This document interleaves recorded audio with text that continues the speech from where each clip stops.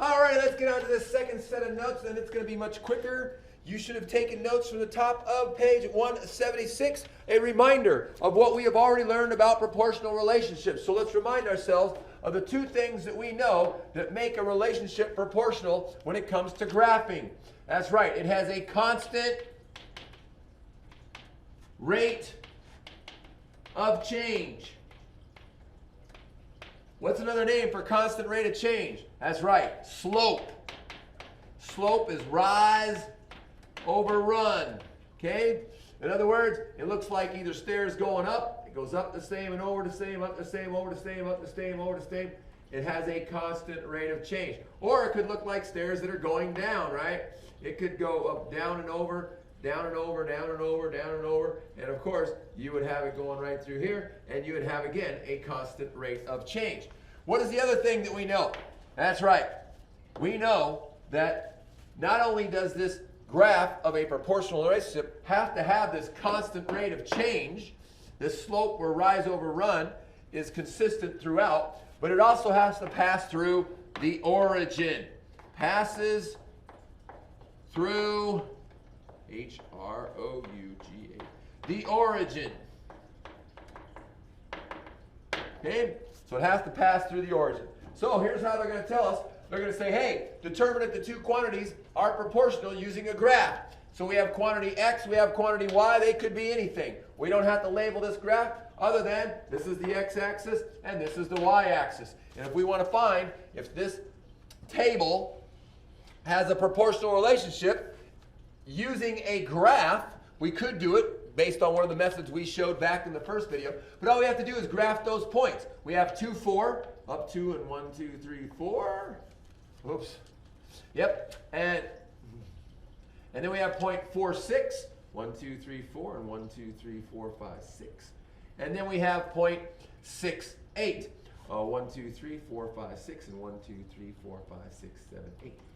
And then we draw a line through that, and we see. Well, we know it has a constant rate of change. It goes up 2 over 2, up 2 over 2, which when we simplify that would be 1 over 1, right? So it has a constant rate of change. However, does it pass the y-axis through the origin? And the answer here is no. So this does not.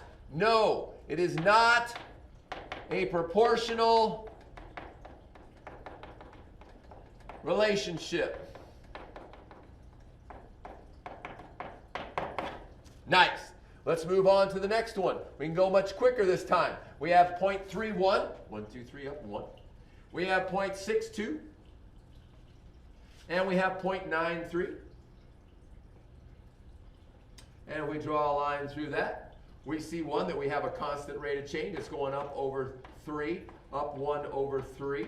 So it's a constant rate of change. And we can also see that it does pass through the origin. Because if we subtracted it, if we went back 3, down 1, or if we went down 1, back 3, we would see that it does pass through the origin. So yes, this is a proportional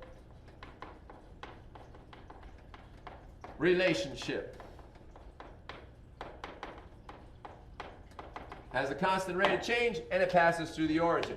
So now we're going to take a graph that they've given us, and we're going to interpret some information from the graph.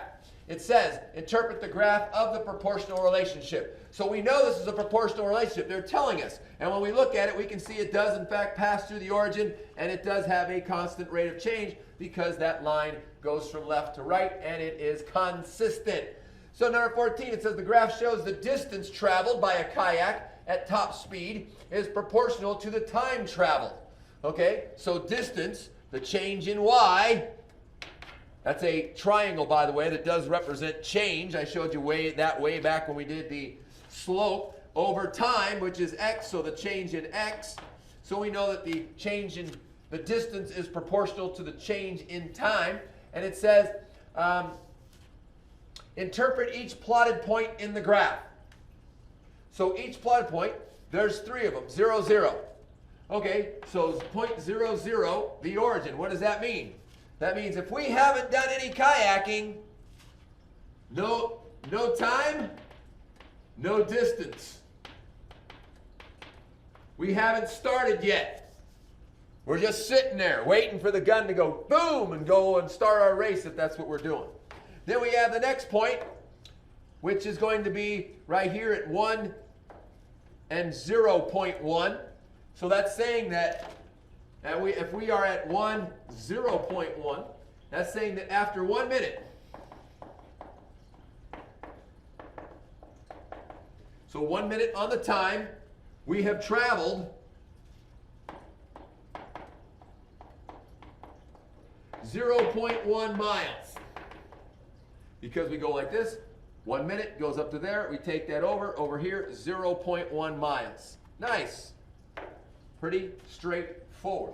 Let's go to the last point, right here at 3 and 0.3. And we take it up from 3 and go over, we see that that is in fact 3, 0.3. So at 3, 0.3, that point says that after 3 minutes, we traveled 0.3 miles. Nice. And that's it. Oh, that's not it. We have one last thing. Solving a proportion using mental math in this one. Our next lesson will be on more of solving proportions. But however, this one says solve it using mental math, which means we're probably not going to use cross products, because I haven't taught you how to use cross products to solve. But you can use what we learned with the other methods to see if a proportion, if two ratios are proportional. And we can use mental math, and the first one would be the multiplication property of equality that says, hey, what do I multiply by 4 to get 44? That's right, it's 11. So 7 times 11 is what? 77. So m equals 77. That's telling us that 4 is to 7 as 44 is to 77. That's how I'd write that proportion. All right, number 9. D is the 6 as 72 is the 48. Once again, we can use our multiplication property of equality to say, hey, what do I multiply by 6 to get 48? That's right, I multiply by 8. So I have to multiply some number D by 8 to get 72. Uh-oh. Well, if we know our facts, and we know our fact family triangles, we can say, hey, D times 8 is 72, so 72 divided by 8, when I go backwards, 72 divided by 8 is what? 9. So D is 9. That's it.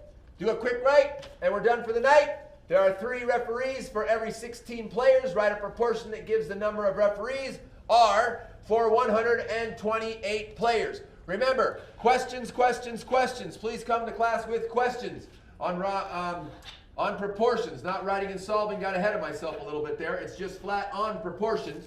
All right? Begin working on your assignment. You have 45 minutes that you need to do. Be accountable. Aggressiveness, urgency. Let's go. Get her done.